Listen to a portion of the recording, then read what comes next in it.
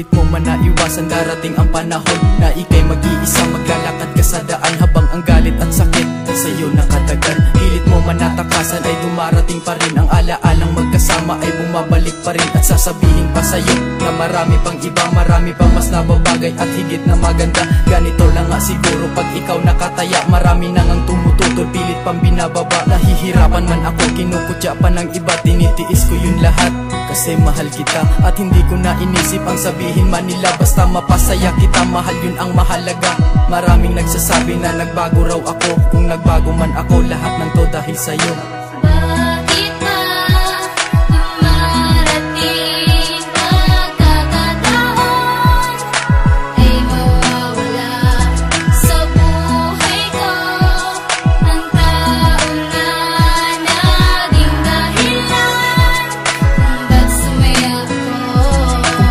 Maibalik ko pa ang dati na ikaw, nung mahal mo pa ako, sabay nating tinatanaw ang pangarap sa hinaharap ating tutuparin. At kung meron mang tututol, sabay haharapin. At ang pinaka na-miss ko pag nagsusungit ka na, kinakausap lang nila ako, nagtataray ka na. Inaaway mo na nga ako, nangungurot ka pa, pero di mo lang alam, dun ako sumasaya. Pag ikaw ay may kausap, tahimik lang ako, kaya panay ang iyong tanong. Nagsiselos ka no? At pag di ako umiimik, yumayakap ka lang sabay bulong. Sa puso ko nag-iisa ka lang. Ngunit Disyembre 17, 2012 na taon, iniwan mong nag-iisa sa malawak na kahon. Di mahagilap ang pinto kung paano ba makalabas, kaya hanggang ngayon ang puso may lungkot pa rin bakas.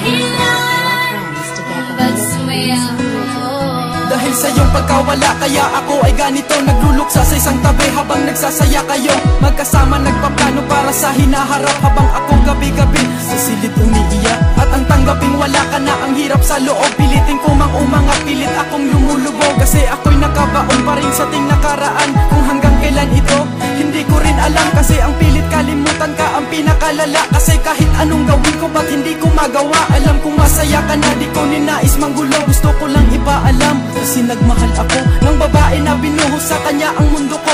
Ginawa ko na lahat, iba pa rin ang gusto mo. Sadyang hindi nga lang siguro ako ang nakatakda, kaya ang ating relasyon ay maagang nawala.